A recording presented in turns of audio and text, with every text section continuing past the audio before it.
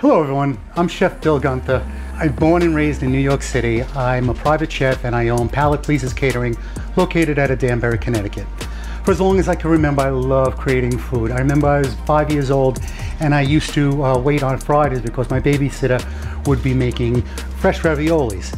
And I would be out there 5 years old helping her make the fresh raviolis. I mean, food was always in my family. Even when I was growing up, I used to make breakfast for my mom and dad every Saturday morning. I wake up early just to make breakfast for them.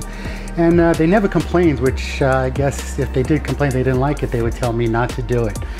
And they never told me not to do it, so I kept going with it. Grandma, oh my God, we used to go to Grandma's house every Sunday. The best thing about going to Grandma's house is the food. But sometimes when you leave in Grandma's house, it's like, oh, and you can't move, but you can't stop eating because it's so delicious. And fast forward to the 90s, when I opened up my own catering company. I was doing that successfully, so successfully I didn't even have to advertise. Word of mouth was just, everything was going so great for me, but I felt like I needed to be challenged a little bit more. So I stopped at this 4-star hotel, Skytop Lodge, and I brought my resume and my references, and I met with Chef Sundberg there. He said, I'm sorry, we can't hire you because you're not a culinary graduate, you don't have papers. I said, that's okay. He goes, but I'm gonna hold on to your number in case we have a Thanksgiving party, a Christmas party, maybe we need an extra set of hands. I said, great. Well, guess what? They called me the next day. They said they were gonna create a position for me, and they created the position garde manger. Garde manger is the chef that does all the cold stuff of the kitchen. So we do the cold appetizers, we also do the salads. I was the one making tomato roses and making swans out of watermelons. It was a fun time in my life, and it really enhanced my creativity. Anyway, long story short, by the time I left Skytop Lodge, I was cooking for the entire lodge, all the employees of the lodge. I was cooking for the chefs every night. They'd walk in, Billy, what's for dinner? And it was funny too, because then at the end, I was only working Monday through Friday because the upper echelon of Skytop Lodge only wanted me during the week. Let me tell you what we're gonna have today. We're gonna start off, I'm gonna make a tomato basil mozzarella, which is called a salad caprese, which is from the island of Capri. It was an homage to the red, white, and green flag, and we're gonna try that today. But the special part is I'm gonna show you how to make your own fresh mozzarella, and it's so easy. You'll love it.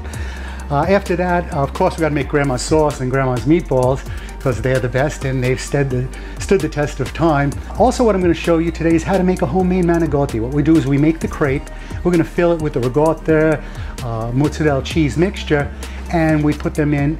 This way we serve our pasta with our meatballs, our sausages, and our sauce. And to wind things up, I'm gonna make a hazelnut pistachio contorta. It means twisted in Italian. So what we're doing is we're putting hazelnut spread onto puff pastry, which is really easy to work with. We're gonna put it on puff pastry, and then we're gonna put our pistachios on next. You're gonna love it. Please stick around. Let's have some fun.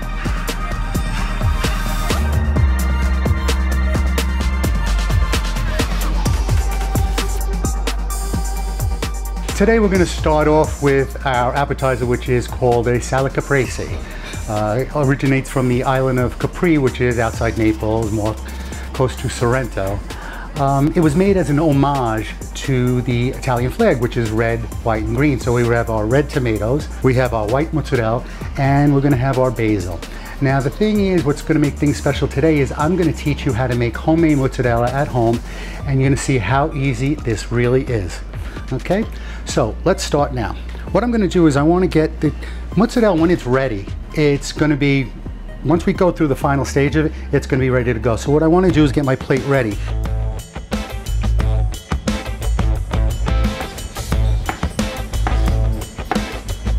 I don't like to waste any of the tomatoes, so I'm going to take these pieces over here so you can see. And we're going to put those in the middle of our plate over here.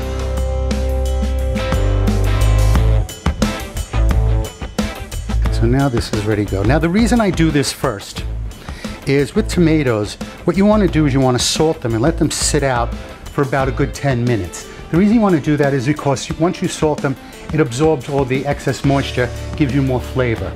So first what we're going to do is we're going to salt this. I have my kosher salt. We're just going to gently salt each piece, and that's going to be ready while we're making the mozzarella. Now it's time to make the mozzarella. It's very easy to do. What you have to do is you need 3 bowls. The first bowl is going to have your mozzarella curd. You could buy that in any restaurant supply. Some supermarkets have it. What I've already done is I've cut it up into 3-inch quarters. Get that already, real easy to do. That's gonna be in our first bowl. Our second bowl this is the mixing bowl. Our second bowl is gonna be the cooling bowl. We'll cool the bowl of mozzarella. And the last is over here, the holding bowl. You'll see in the holding bowl, I'm putting some ice cubes. And you will see why very short. And what we're gonna do is we put this 170 degree water, and we only wanna cover it up by maybe an inch, just an inch covered. All right, now the clock begins. It's only gonna take about 5 minutes for this to get nice and loose and nice and soft and pliable. In the meantime, what I like to do is I like to make my own special additive because sometimes I feel mozzarella is too bland. So what I put into this is a 1/4 teaspoon of garlic, a 1/2 teaspoon of onion powder. I put in 2 tablespoons Pecorino Romano cheese, and about 2 ounces, that's right, 2 ounces of salt. Now, with this special mixture, that's my own invention, we're gonna take this and we're gonna put half in this mixing bowl and then the other half in the finishing bowl. Now, the reason I have the ice cubes in the finishing bowl is temperature is very important. This started at 160 degrees and it's gonna cool down as the curd gets switched around, okay? What you have to do now is, in the first minute of making it, you'll notice that the water turns white and the white comes up top. So what we're going to do is use that water. All that water has nice enzymes in it and milk proteins, and this is what's gonna make our mozzarella taste even better. What I do is I take the top of the water and I put it into the last bowl, okay? All right, so the reason I wanna do this is I wanna make sure that this bowl is the holding bowl and it's gonna be at 85 degrees. So let's see what this is at now. All right, that's a little too hot, so we're gonna throw in some more ice cubes. Meanwhile, what we wanna do is keep stirring the mozzarella. Mix it around. Okay. You'll notice that it's getting softer and softer. Now you could use heat-resistant gloves, which I have, but I wanna show you the way I was shown. This way, maybe you don't have heat-resistant gloves at home. So right now I'm getting this all nice and mushy. It's coming all together, nice and soft. So here's the most important thing about the mozzarella when I first started making it is it used to not come out as like I liked it. And then I realized one of the most important things about the mozzarella is you have to stretch it. So this is how you're gonna stretch it. You don't wanna dig your hands into this 170 degree water. So what you do is you take it and start pulling it. Like this, pick it up and pull it. And we take our hands and we stretch it some more. We wanna stretch it to the point that it's nice and elastic, but not breaking. We don't want it to split in half. We don't want to tear it apart. So now I have my bowl. What I'm going to do with my bowl now is I knead it like this, and I'm going to be tucking under the middle, tucking and rolling it. And once you notice that it's nice and stretched, you'll know because it's nice and shiny on top. It's a nice coating. So what I'm going to do, finish that up stretching, and what I do is with the bottom, I take the last piece of the bottom and I twist like this. This is what closes up. Now it's time for the cooling water. We take that. Only 30 seconds, 15, 30 seconds. We want to shock it cold, but we don't want it to get too cold because then you'll have hard mozzarella. We don't want it hard. We want it nice and soft and creamy. Now this has gotten to the correct temperature, I assume. Oh, perfect, 80 degrees. And now we put in the finishing.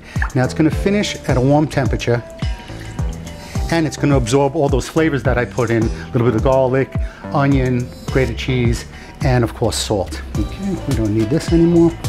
So we're just gonna let this hold and you're done. How easy was that? You're done. That mozzarella is ready. I could take it out right now and slice it, but I like it to soak a little bit in the water so it gets the flavor in. So now we're gonna go back to where our tomatoes are. I'm gonna take this is a bunch of basil, and you put it all together like this. And what you do is you roll it up like that. And this is what we call, not what we call, but the French call the chiffonade cut. And chiffonade means little ribbons. We're gonna need this for decoration and also for our dressing. Dressing is very simple. We do our dressing. We take a little bit of olive oil, and then we're gonna take some balsamic, which we wanna whisk in slowly. Whisk in nice and slowly, okay? Got a little pinch of salt. some pepper. Now we finish it off with just half of the basil leaves. Throw that in there, get that nice flavor going. That's all ready to go for us. And now we're gonna take this and drizzle it, put that beautiful, beautiful tasty basil on top of our tomatoes. Okay, and here we go. Then make a nice, now we have our dressing here, but as I said, our mozzarella is ready already. It's soft, it's beautiful. We're gonna take a little, what I'd like to do is I like to make it kind of the same size as the tomatoes. So I'm gonna cut this in half and slice it this way, okay? So, see how soft and creamy this cheese is? Once you make your own mozzarella, you're never gonna wanna buy it again, okay? What we're gonna do is we're gonna put this around here. So our mozzarella here, beautiful mozzarella. And then what we're gonna do is drizzle over the dressing. What you're gonna do is just put the dressing on very last. You don't want to put it and then wait 2 hours and serve it. Put the dressing on very last. And this is our final product. As you notice, we put the tomatoes down, beautiful basil, and our fresh homemade mozzarella. Like I said, it is so easy to make. I think it took me 10 minutes, and it is, so delicious. Wow, you're really gonna love this.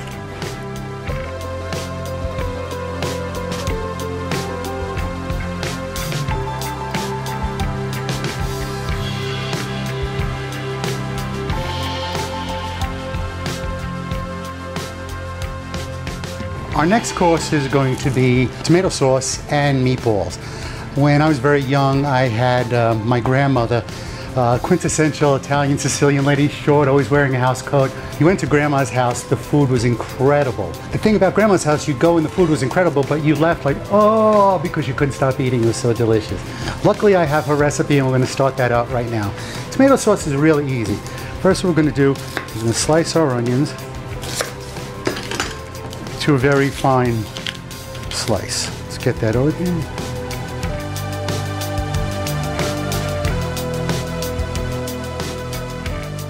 We're going to add garlic next, and the reason we put the onions first is because onions take a little bit longer to cook, and we're going to dice up the garlic. If we have little pieces of garlic in there, they might burn up. Okay, next we're going to do our garlic, okay? Have our garlic here. Of course, I always use fresh garlic. I know they have a lot of products out there, but there's nothing like the real thing. I'm going to cut this up.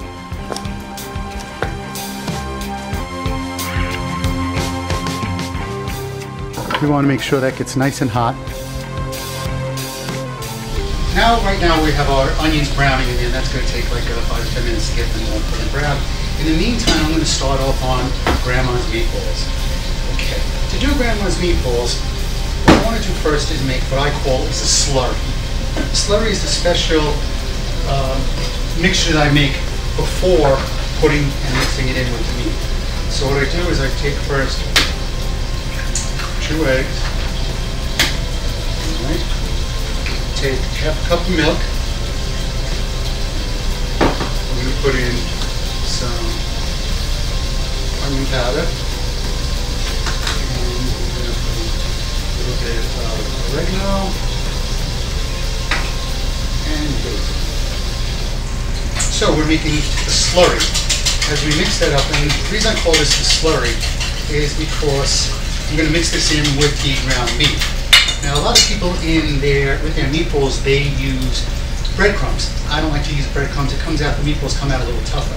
What I used to use is white bread, or sometimes I would chop up a roll. One day I didn't have any white bread or rolls. What I had a potato roll. So I put that in that day. Ever since that day, the meatballs turned out so delicious that I've been making it every time that way. So what we do is we get our slurry all mixed up, and what we want is, it's going to be thick, but we don't want it to be too watery.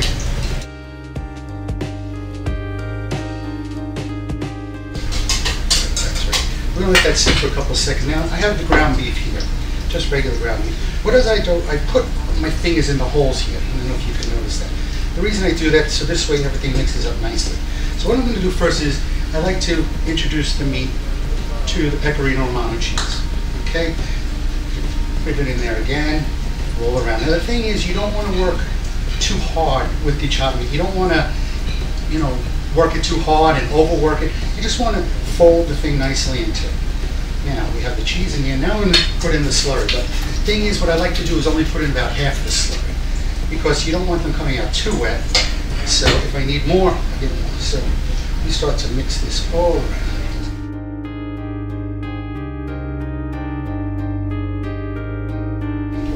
So what I do is I take those meatballs, put it in the sauce, and then freeze them. Freezes for days. It's the best. Anytime you want sauce and meatballs, boom. Now also with the sauce, besides having the meatballs in it, we're going to put a little sausage in. So in the same pan, put a little sausage. So what we're going to do is we're going to cut those up and put them into the sauce when it's ready. Putting this in the oven right now, I put it at 400 degrees. Put there at 400 degrees. This way we want the outside to brown as much as we can. We're going to take it out halfway because we want to dump out some of the fat, but for right now, we're going to put them into 400 and leave it like that. Right now I have my crushed and San Marzano tomatoes. San Marzano are the best tomatoes that you can get. Come from the San Marzano Valley in Italy. I used a half can of that, and I also used peeled plum tomatoes. I love the peeled plum tomatoes. You get that meatiness of the tomato and gets nice flavor. So we're going to put this right in now into the sauce.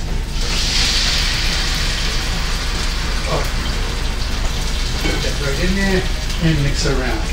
Now we're going to let that simmer for a while. What we want to wait for when we simmer is we want to make sure those plum tomatoes are nice and hot and they start to kind of fall apart. That's a signal for us that we're going to move on to the next step.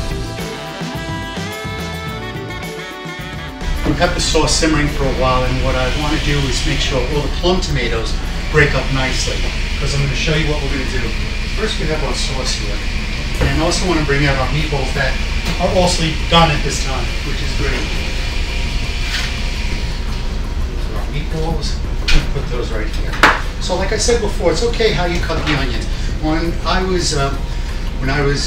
had 2 children, they never liked meat, onions or garlic in their sauce.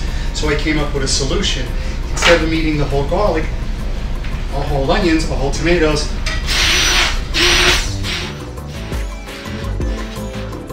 okay, now that that's done, we're going to put our meatballs in. This is going to give it the meat flavor, which we crave so much. Next, I have a couple of sausages here. I'm going to cut them in half and put them in 2.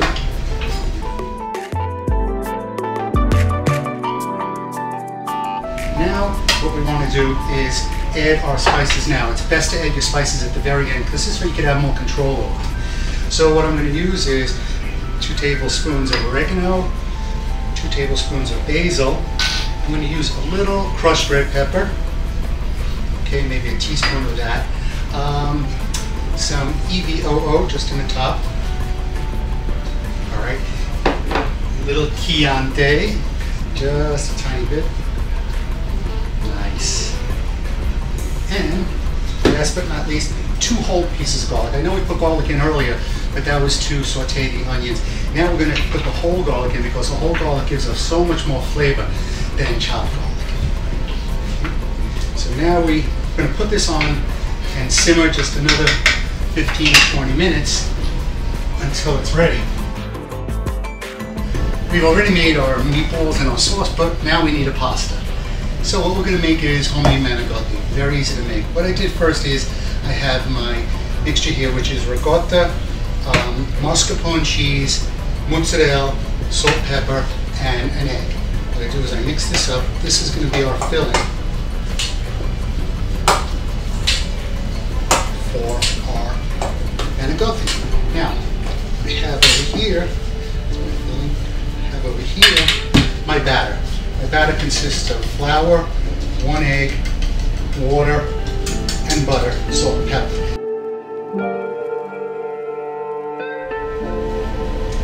We want this to be about 5 to 6 inches. Each one's going to be about 5 to 6 inches, so pour accordingly enough in.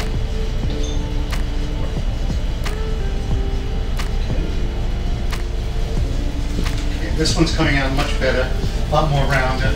Like I said, you may miss up a couple of crepes at first, but after a while you'll get the hang of it. Just that hard.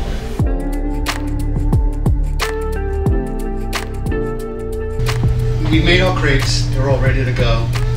We made our filling, which is the ricotta and mozzarella and the mascarpone cheese. What we're going to do is we're going to pipe just one line down.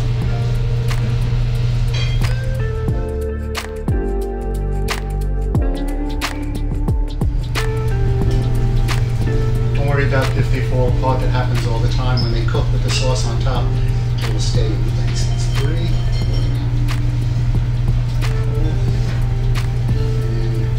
I guess we're only going to do 5 today. Here's our last one.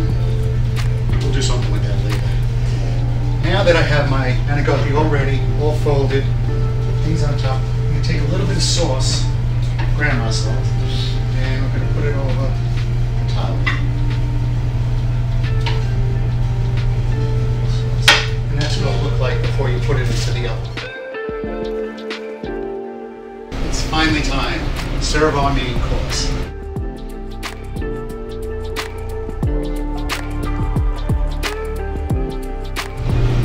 Meatballs and sausages. We're going to run a little bit more sauce over the top. Okay. That manicotti. We're going to put in some meatballs and the sausages. And voila! Meatballs, grandma's sauce, sausages, and homemade manicotti. Everyone will love it.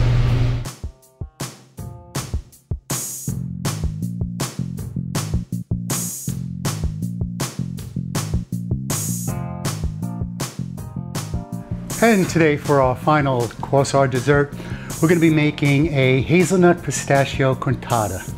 What we do is I take a piece of puff pastry. It makes it really easy. You can buy this puff pastry anywhere. You let it thaw out and you roll it out. You see, you roll it in a rectangle size like this. We only put the Nutella, the hazelnut. Everyone loves Nutella. The hazelnut we put on that side. What we're going to do is we fold it over like that, right? We're going to roll it a little bit out, a little bit further, just to make it stick nicely. Next, what we're going to do is we're going to put an egg wash. We're going to spread the egg wash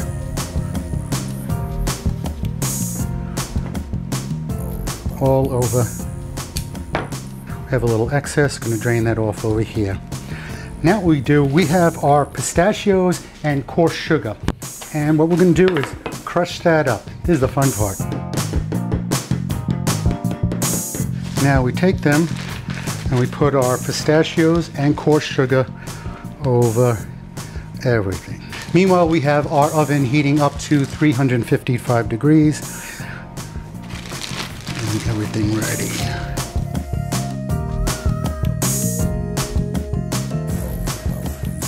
Just cut these into 1-inch ribbons, just like so. Now what you do is take it, make sure it's cut. Okay, take it, you hold on to this end, and what you do is twist once, twist twice, make sure it's cut, of course, and you hold this end and put it down. Put your finger on that, twist once, twist twice. Now, I'm going to throw this in the oven for about 15 minutes at 355 degrees. In 10 minutes, our twist will be ready.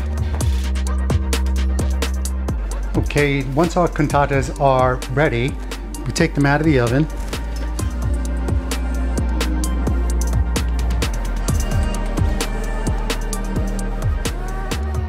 They are so delicious. We're just going to plate 2 right now. Let me get a spatula, make this a little easier for me.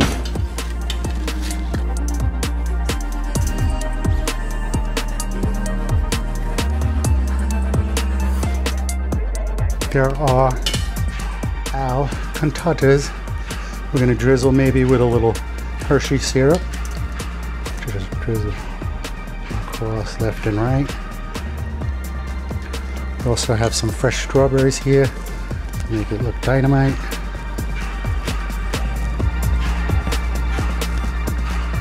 One more down here. And that is it, our hazelnut pistachio cantata. If you want to add ice cream to it, that goes excellent with ice cream. Thank you very much. Hope you enjoyed it. I know I do. So we finished everything up today. I was able to teach you how to make fresh mozzarella, which you'll probably never buy it again. We did manigotti with grandma's meatballs and sausages, and we learned how to make fresh manigotti. I also finished off with a dessert, which was a hazelnut pistachio contorta. If you want to get in contact with me, I'm Chef Bill Gunther at palatepleasers.org. You can find me on Facebook at Chef Bill Gunther, and my web address is palatepleasers.org. Next time, stay tuned because we're going to start off making clams oreganato. Then we're going to have the best penne alla vodka you've ever had, and we're going to finish that off with some nice zeppoli. Thank you very much for joining me. Look forward to seeing you again.